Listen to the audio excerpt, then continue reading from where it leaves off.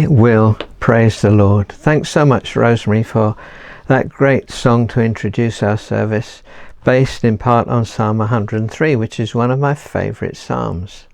Let me read to you how Psalm 103 begins.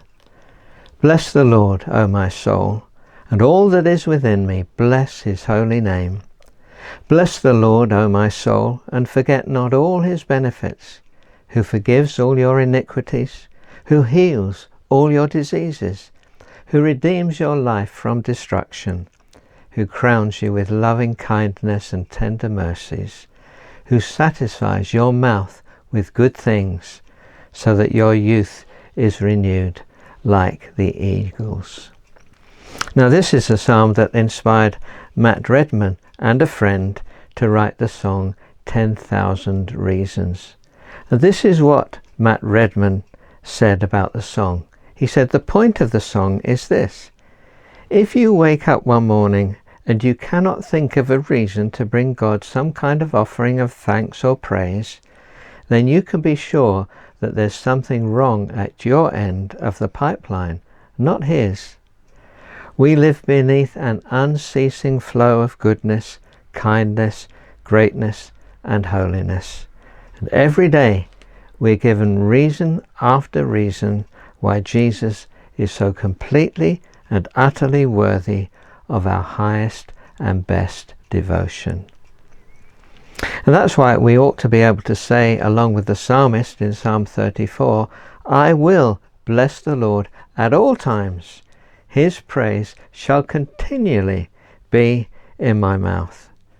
So then, friends, why don't we lift up our hearts, our hands, and our voices to give praise to our wonderful Lord as we sing, the sun comes up, a new day is dawning. It's time to sing that song again. Bless the Lord, O my soul, and worship his holy name.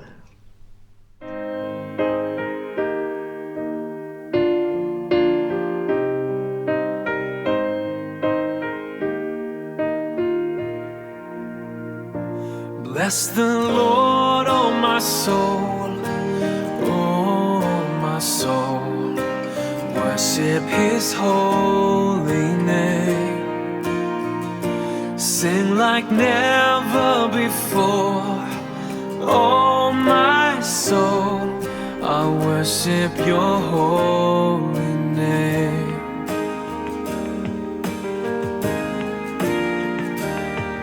The sun comes up, it's a new day dawning. It's time to sing your song again. Whatever may pass and whatever lies before me, let me be singing when the evening dawns. Bless the Lord, oh my soul, oh my soul. Worship his holy name. Sing like never before, oh my soul. I'll worship your holy name.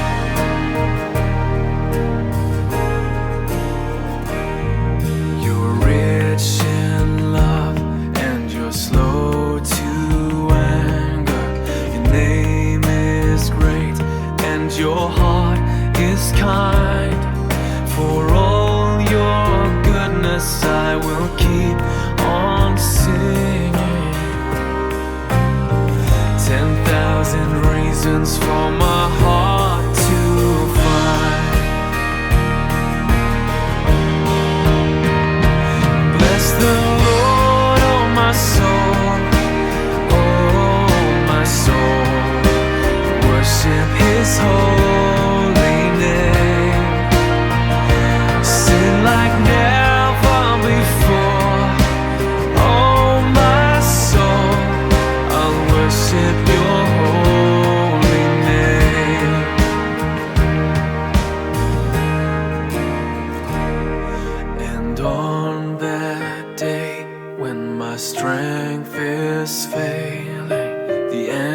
draws near and my time has come, still my soul will sing your praise unending.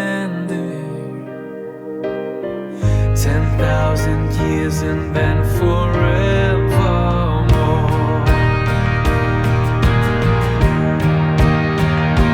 Bless the Lord, oh my soul, oh my soul.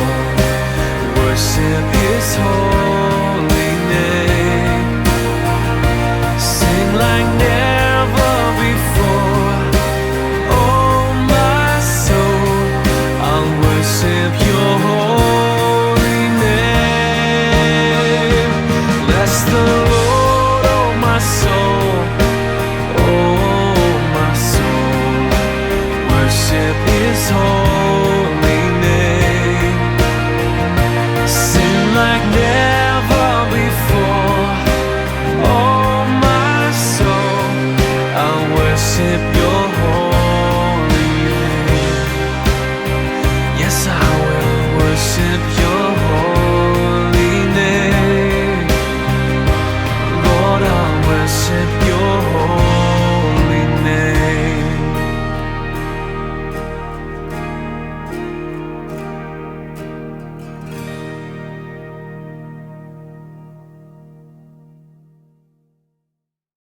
We come before our great and mighty God this morning with praise upon our lips and hope in our hearts. The psalmist tells us to wait in hope for the Lord.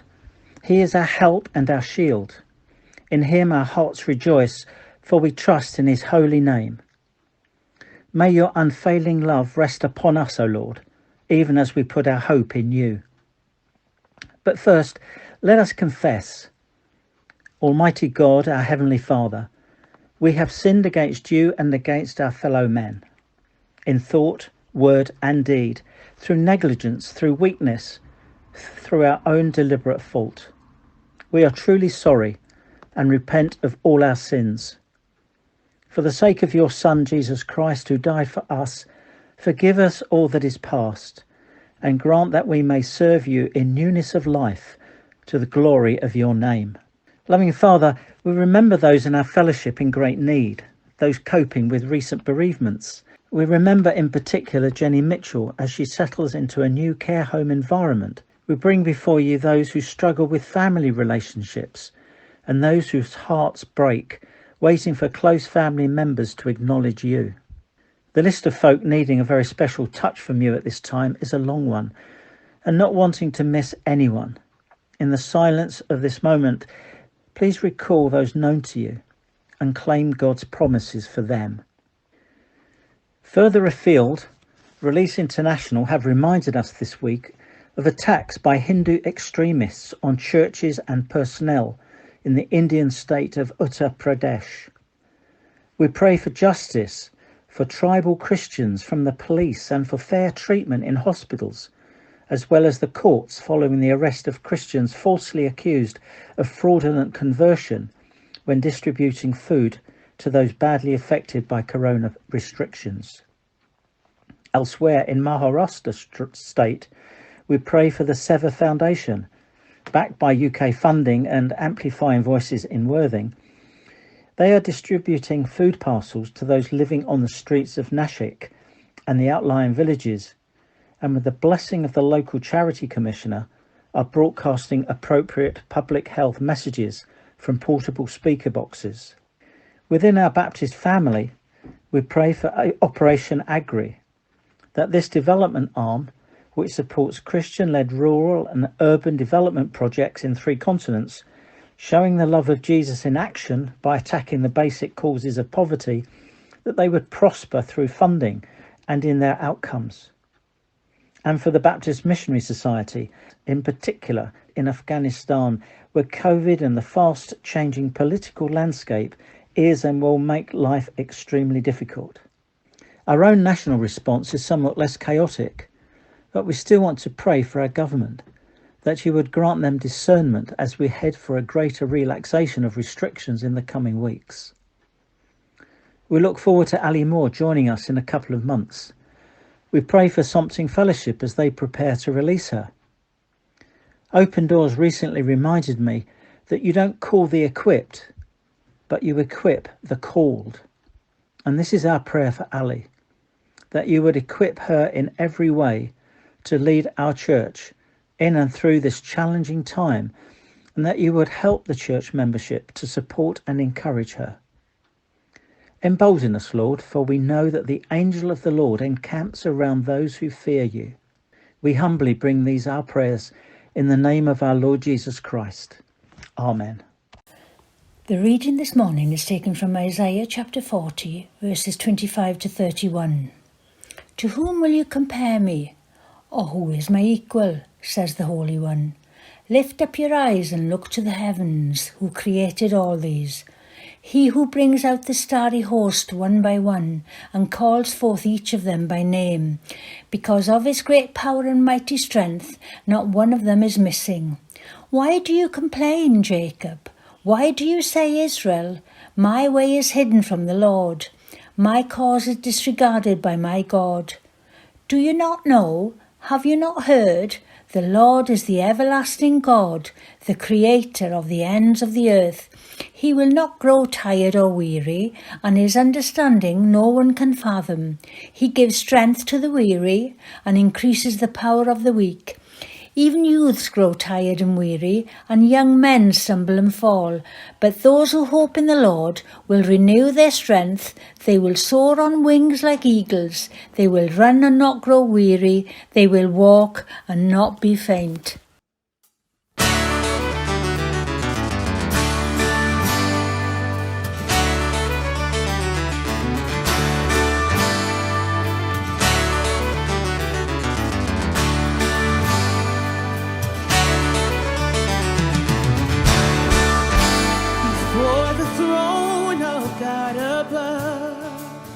I have a strong and perfect fear, a great high priest whose name is love, whoever lives and pleads for me.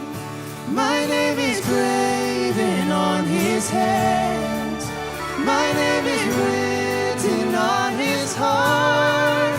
I know that while in heaven he stands, no tongue can really depart. No tongue can really depart.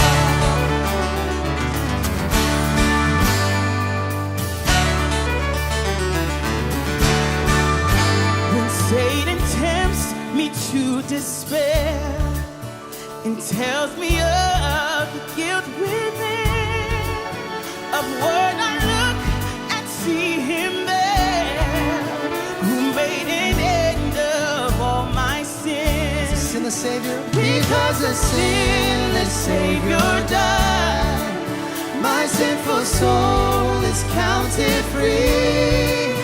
For God the just is satisfied to look on him and pardon me, to look on him and pardon me.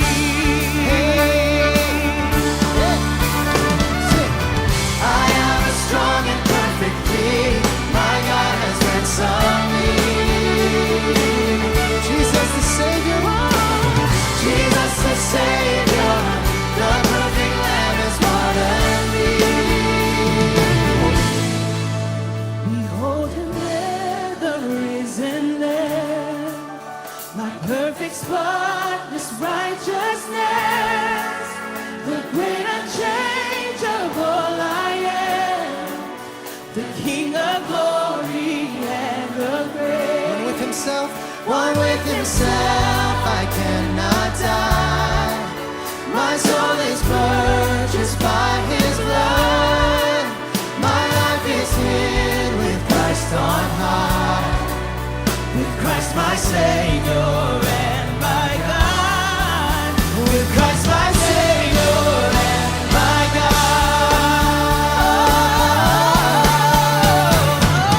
I have a strong and perfect king, my God has ransomed me. Jesus the Savior, Jesus the Savior, a perfect Lamb has pardoned me. Strong and perfect king,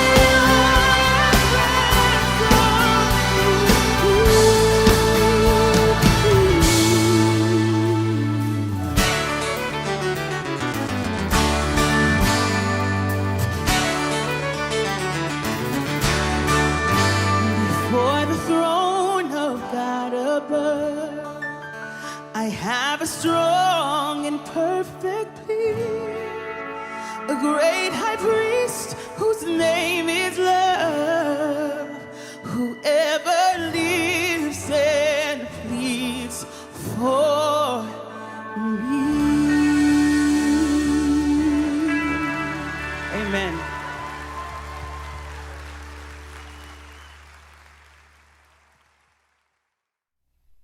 Hello, my name's Terry.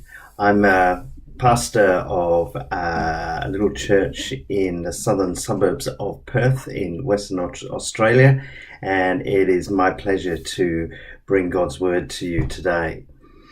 I thought we could do some studies on prayer today, and in particular the types of prayer that God gives us that help develop a relationship with him.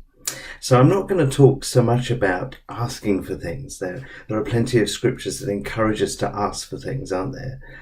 But Paul talks about all kinds of prayers in Ephesians 6. So I want to look at other types of prayers, particularly those that help build a relationship with God. So they're going to be worship, repentance, and thanksgiving. Now, of course, all three of those topics, we could spend weeks on each one of those. There's so much to say. And so we're only really going to scratch the surface.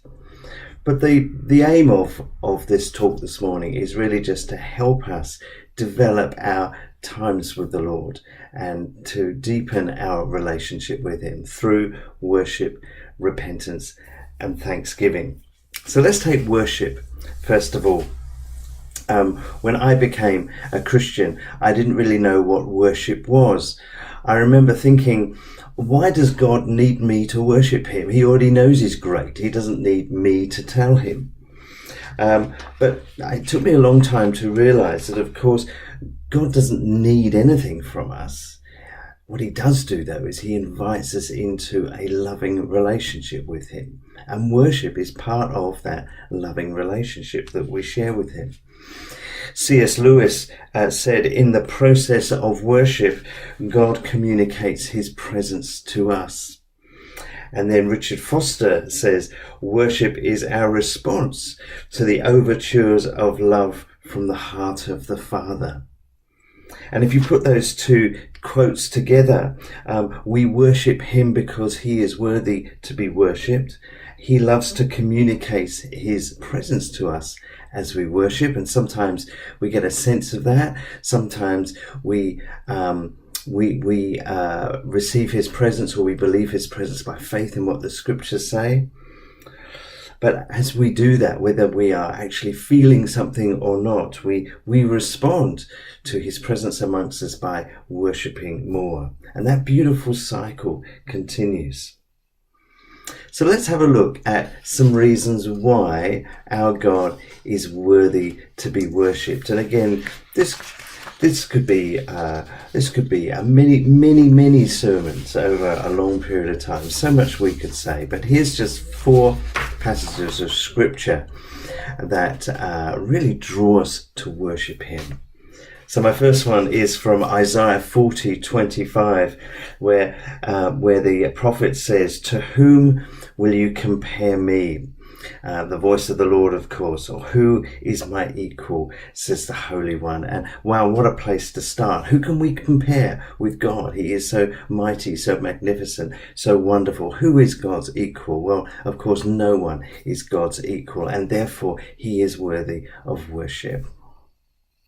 In 1 Chronicles 29:11, it says, "Yours, O Lord, is the greatness and the power, and the glory and the majesty and the splendor, for everything in heaven and earth is yours. Yours, Lord, is the kingdom. You are exalted as head over all." And what wonderful words these are, just in a human way, just trying to articulate the greatness and wonder of God. It's good to meditate on scriptures like this, particularly coming into a time of worship, whether we're on our own or whether we're with other Christians. And then starting to look at the relationship that we have with God, reading from Psalm 84 and verse 11, and I'm reading from the Passion Translation. For the Lord God is brighter than the brilliance of a sunrise. I love that. Wrapping himself around me like a shield.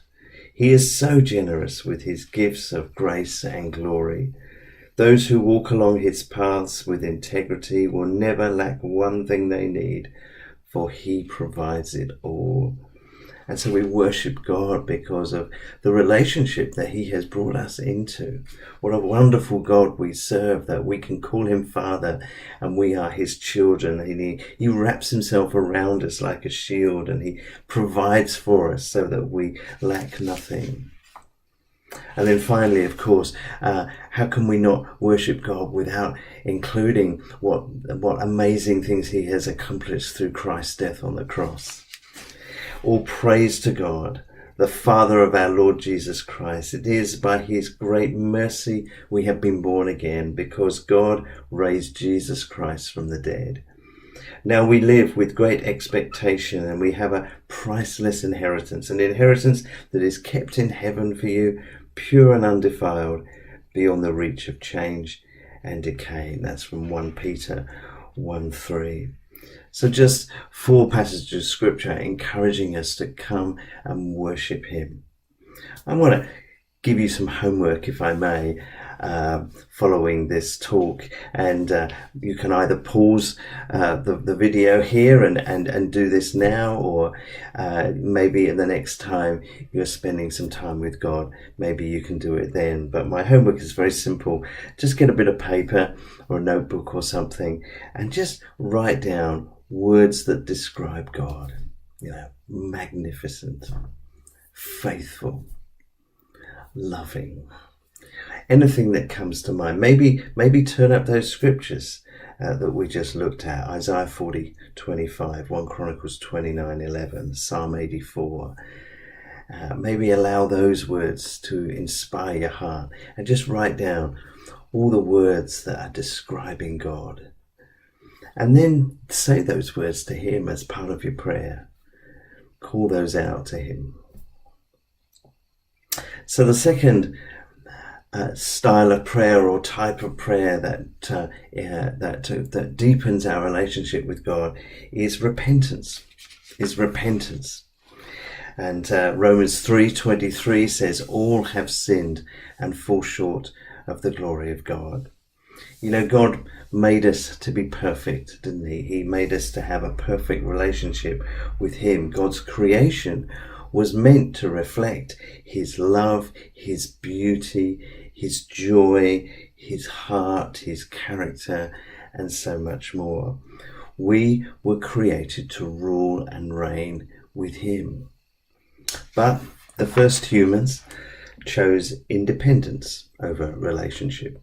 They chose to do things their way rather than God's. They chose to listen to the lies of the devil rather than hear and obey God's words. They preferred acts of sin rather than to live as sons of God. They preferred sin to sonship. And of course, we as human beings have been doing the same ever since, haven't we? We are lost without God. We face God's judgment.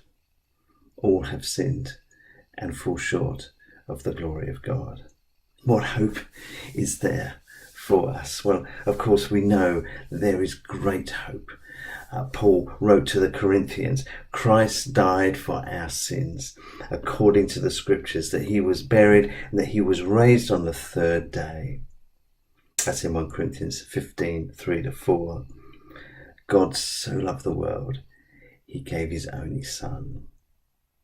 And then in Acts 2:38, following the amazing sermon that Peter preached on the day of Pentecost, Peter said to the assembled crowd, repent, be baptized, every one of you, in the name of Jesus Christ, for the forgiveness of sins, and you will receive the gift of the Holy Spirit.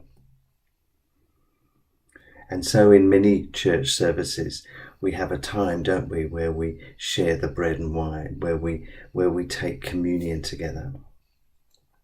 Maybe the next time you take communion, maybe think about that may be a time to confess any sins that are unconfessed, that you know are sitting in there and you know you need to deal with. Maybe take that time as an opportunity to say sorry for some things. Maybe take that opportunity to talk to God about the things you struggle with.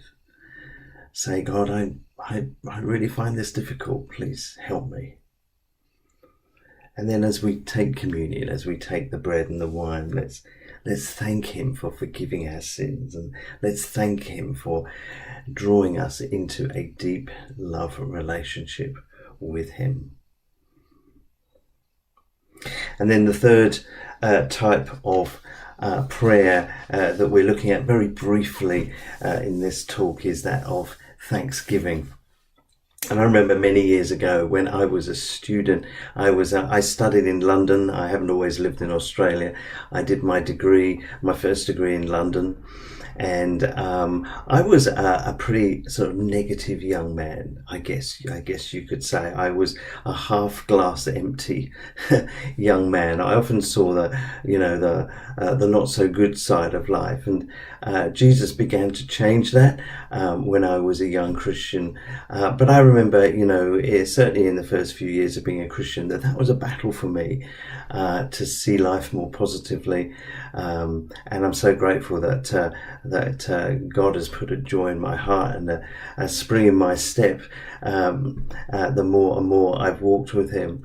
But I do remember as a young man one time when I was home from university and I had a part-time job trying to earn a bit of money during my holidays, and I was living on the south coast, actually living in Rustington in West Sussex, and I had a job weeding gardens of a business. So there was a business on the road to Littlehampton, and there were some gardens there, and they paid me to go there and just to pull weeds out of the garden to make that nice and attractive. And I remember one particular day I went there and I was in a foul mood. I was going through one of my sort of dark days, really, when I just saw the negative side of everything. I was feeling really sorry for myself about some things. I was having a real pity party. And as I was saying before, I'd fairly recently become a Christian, and as I was thinking about all these things that I was moaning about, pulling up these weeds at the same time, a thought just went in my head.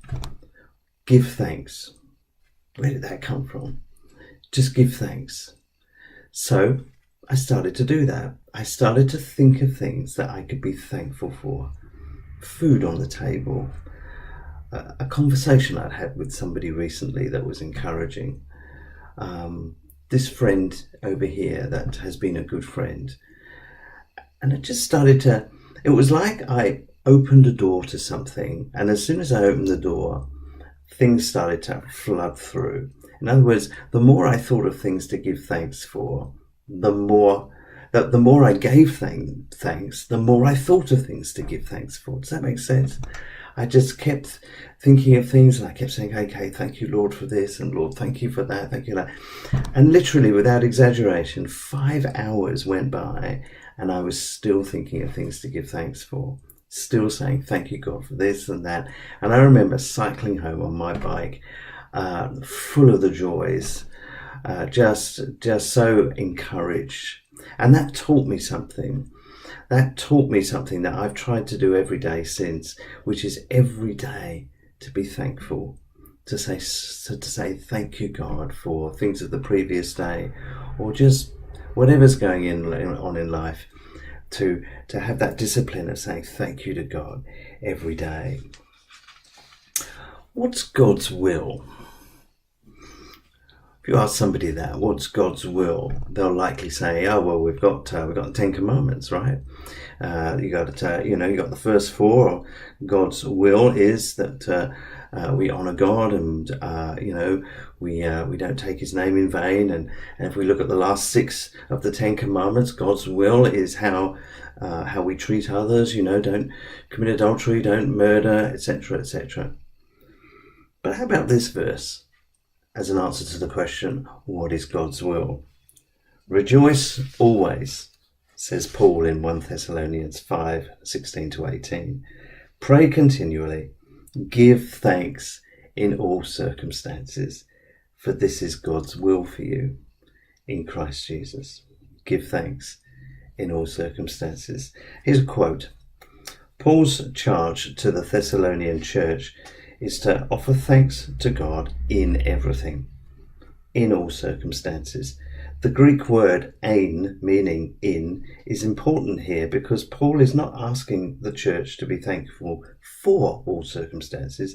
God is not the author of pain, suffering, and hardship, and God does not delight in evil. But there are a million things we can be thankful for whilst enduring them, whilst trusting Him to guide us through the difficulties, while He works out His purposes in the midst of them.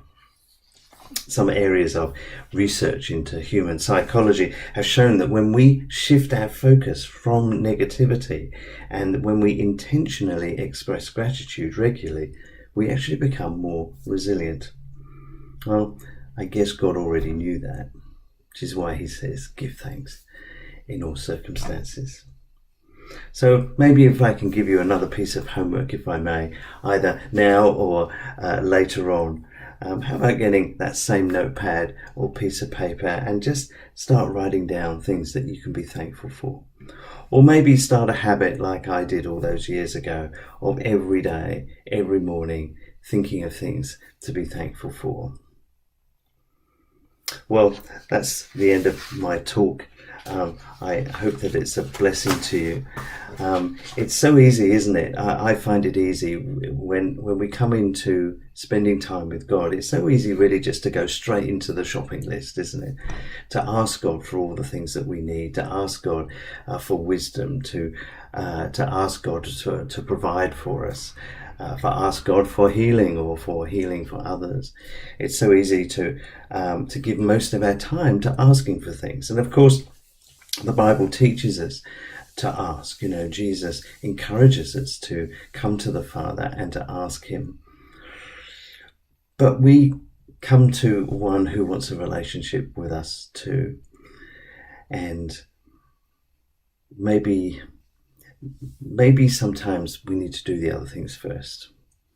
When we have a good friend or a spouse that we love, we don't just ask them for things all the time, do we? We have all sorts of different types of conversations with them, and I think God wants the same for us with Him. So let's try and worship in some way, even if it's just saying, "Wow, Lord, that creation, that tree there, that beautiful painting in the sky this morning, that God, that is amazing." That's a type of worship. Let's have short accounts, as somebody once said, with God. And when we know that we've messed up or done something wrong, let's be quick to repent and spend time talking to God about those things, particularly things that we struggle with. And let's have an attitude of gratitude, as somebody once said, and be quick to be thankful. Maybe giving time each day to thanking God for the many ways that He blesses us. How about I lead us in prayer?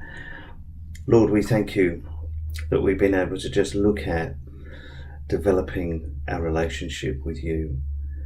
Thank You, Lord, that You have created this thing called prayer, but You've given us all sorts of ways that we can communicate with You, all sorts of things that we can talk to You about. And I pray, help us to put these in our daily habits. We ask these things in Jesus' name. Amen. Well, the Lord bless you.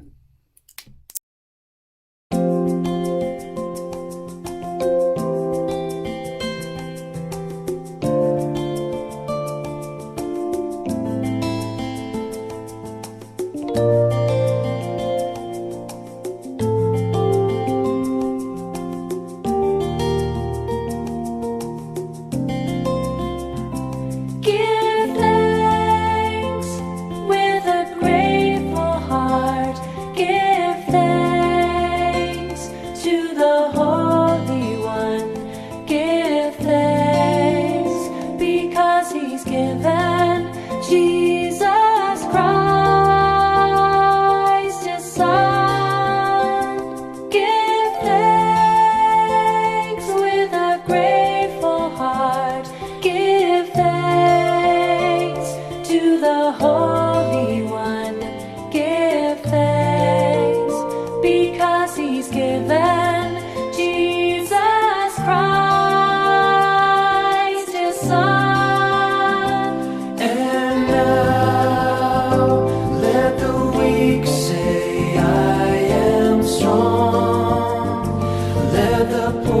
say I am rich because of what the Lord has done for us. And now let the weak say I am strong. Let the poor say I am rich because of what the Lord has done for us. Give thanks with a grateful heart. Give thanks to the Holy One. Give thanks because He's given Jesus Christ, His Son. Give thanks with a grateful heart. Give thanks to the Holy One. Give thanks because He's given Jesus Christ, His Son. And now let the weak say I am strong. Let the poor say I am rich because of what the Lord has done for us. And now let the weak say I am strong. Let the poor say I am rich because of what the Lord has done for us. Give thanks. Give thanks.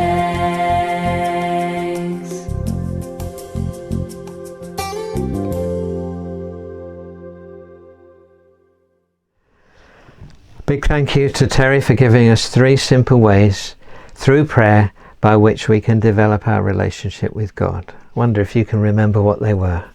Worship, repentance, and thanksgiving. And thanks to Terry for giving us some homework to do. I wonder if you remember the homework. The first was to get a piece of paper and write down all the words you can think of that describe God in some way or other. And then use those words to pray them back to God in thanks and praise and worship. What kind of words could you think of? God is gracious, God is kind, God is forgiving, God is merciful, God provides, God guides. Different kinds of words, you could think of them and make up your own words that describe what God means to you, and then use them in prayer back to God. And then the second piece of homework that Terry suggested was about thanksgiving, thinking of things that you could thank God for. And I decided I'd have a go at that bit of homework, and I decided to devise a thank-a-bet. Now you probably don't know what a thank-a-bet is because I've only just invented it. A thank-a-bet is a combination of thanks and the alphabet. And so I thought of something to thank God for from every letter of the alphabet. Some of the letters were really easy. For example, J. Didn't have any problem there because as well as Jesus, I've got 2 sons, one's called Jamie and one's called John. Then I've got 4 grandchildren and 3 of them, their names begin with J. Joy, Jude and Jacob. So I didn't have any problems with coming up with things to thank God for beginning with J. V was a bit of a problem until I thought of vaccinations. X, I was thinking, what could I do with X? And then of course I realized I could thank God for the cross. Well, you can make up your own thank-a-bet and use it as a way of returning, in an active sense, your thanks to God, who is the giver of every good and perfect gift. So maybe that's something that you can work on during this coming week. As we close, let's pray together. Heavenly Father, we do have so much to thank you for. We acknowledge that you are the giver of every good and perfect gift. So please forgive us for those times when we complain about our circumstances, when we're more prone to indulge in a pity party than to initiate a praise party, which will be much more appropriate. Please help us to cultivate an attitude of gratitude, giving you the praise and worship that you deserve. And we pray in Jesus' name, giving you thanks. Amen. Well, God bless you this coming week. I hope you have a great week developing that attitude of gratitude. And I'll look forward to seeing you again next week. Same time, same place. Goodbye, and God bless you. Peace to you. We bless you now in the name of the Lord. Peace to you. We bless you now in the name of the Prince of Peace. Peace to you. Peace to you. We bless you now in the name of the Lord. Peace to you. We bless you now in the name of the Prince of Peace. Peace to you. Peace to you. We bless you now in the name of the Lord. Peace to you. We bless you now in the name of the Prince of Peace. Peace to you. Peace to you. We bless you now in the name of the Lord. Peace to you. We bless you now in the name of the Prince of Peace. Peace to you. Peace to you. Peace to you. Peace to you.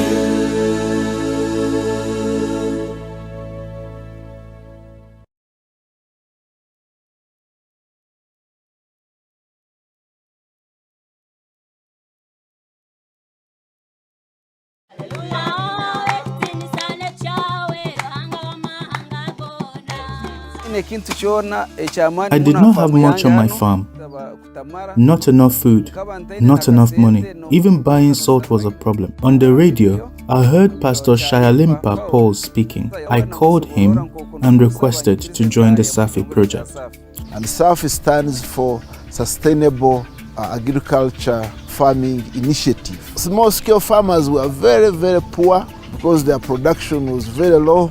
Before we joined SAFI, as you can see, it is sloping down.